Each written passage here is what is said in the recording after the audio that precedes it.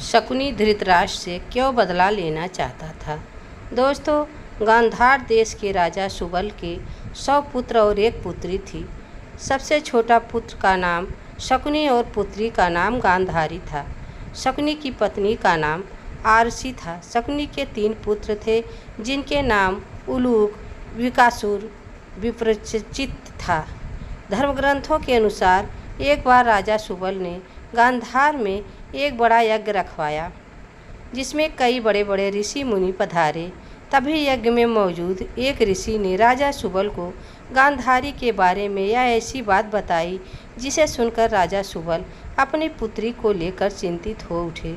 ऋषि मुनि ने राजा सुबल को बताया कि उनकी पुत्री गांधारी की कुंडली में एक दोष है और वह यह है कि जैसे ही गांधारी का विवाह होगा उसके पति की मृत्यु हो जाएगी। अब इस बात से चिंतित राजा सुबल ने एक उपाय निकाला। राजा सुबल ने अपनी पुत्री गांधारी का विवाह एक बकरे से कर दिया और विवाह के पश्चात उस बकरे को मार दिया गया। ऐसे में गांधारी की कुंडली से वे दोष हट गया। जब गांधारी की शादी के लिए धृतराष्ट्र का रिश्ता आया तो शकुनी को यह जरा भी पसंद नहीं आया। सुबल का कहना था कि धृतराष्ट्र अंधे हैं और उनका सारा राजपाट तो उनके भाई पांडु ही देखते हैं। शकुनी ने अपना मत दिया, पर होनी को कौन टाल सकता है।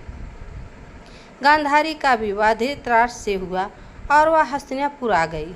मगर किस्मत का खेल न जाने कहाँ से धृतराष्ट्र और पांडवों को गांधारी की कुंडली और प्रथम विवाह का पता चल गया। दरअसल धृतराष्ट्र को यह ज्ञात हो चला था कि उसकी पत्नी गांधारी का उससे पहले भी एक बार विवाह हो चुका है। धृतराष्ट्र को इस विश्वासघात से इतना क्रोध आया कि उसने गांधार की संपूर्ण राज परिवार को बंदी बना डाला और उन्हें एक दिन का खाना केवल मुट्ठी अनाज भी दिया जाता था, जो कि एक व्यक्ति के लिए भी पूरा ना था। हाँ, मगर उस एक मुट्ठी अनाज से किसी एक व्यक्ति की जान जरूर बच सकती थी।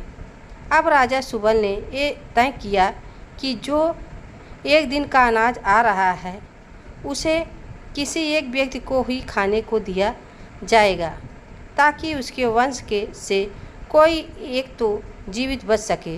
मगर वो इसे देने के लिए किसे चुने।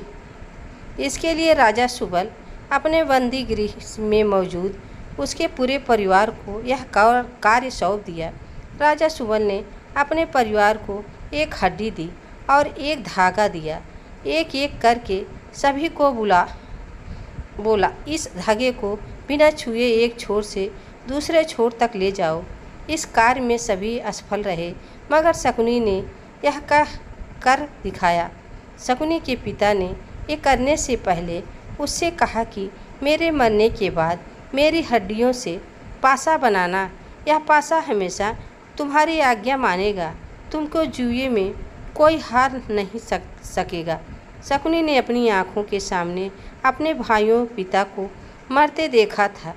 शकुनी के मन में धृतराष्ट्र के प्रति गहरी बदले की भावना थी। बोलने और व्यवहार में चतुर शकुनी अपनी चालाकी के बदौलत जेल से छूट गया और दुर्योधन का प्रिय मामा बन गया।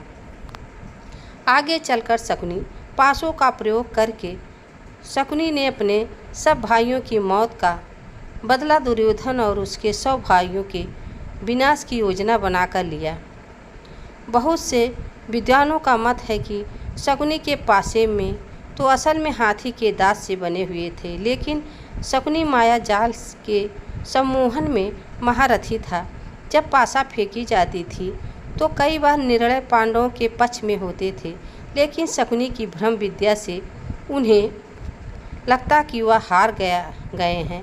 महाभारत का युद्ध 18वें दिन तक चला था।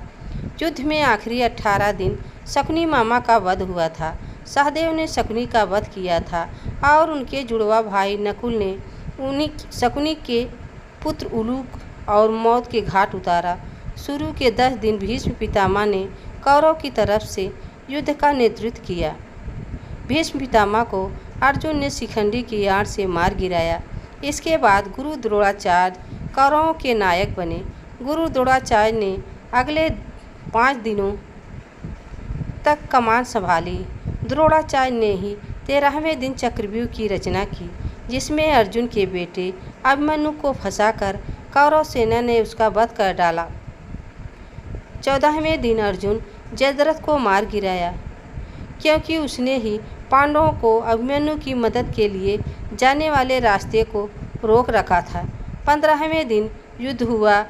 भीम ने अश्वत्थामा की मृत्यु का भ्रम फैलाया और धृष्टद्युम्न द्रोणाचार्य का सिर धड़ से अलग कर दिया। अगले 2 दिनों तक युद्ध में कर्ण कौरवों के मुखिया बने। 17वें दिन अर्जुन ने कर्ण को खत्म किया। युद्ध के आखिरी क्षण शैल ने कौरव की तरफ से मोर्चा संभाला।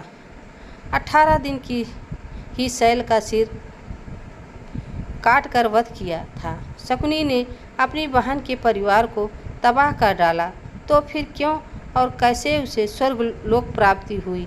दरअसल शकुनी ने जो कुछ भी किया उसने अपने परिवार का बदला लेने के लिए किया। उसने यह बुरे कर्म अपने परिवार के साथ होने वाले अन्याय का बदला लेने के लिए किया और इसी कारण मृत्यु के पश्चात शकुनी को स्वर्गलोक की प्राप्ति हुई। दोस्तों, यह थी शकुनी की कहानी। दोस्तों, यह वीडियो आप सबको कैसी लगी कमेंट में ज़रूर बताना। चैनल पर नए हो तो लाइक सब्सक्राइब ज़रूर करना। तब तक के लिए राधे राधे, जय श्री कृष्ण, धन्यवाद।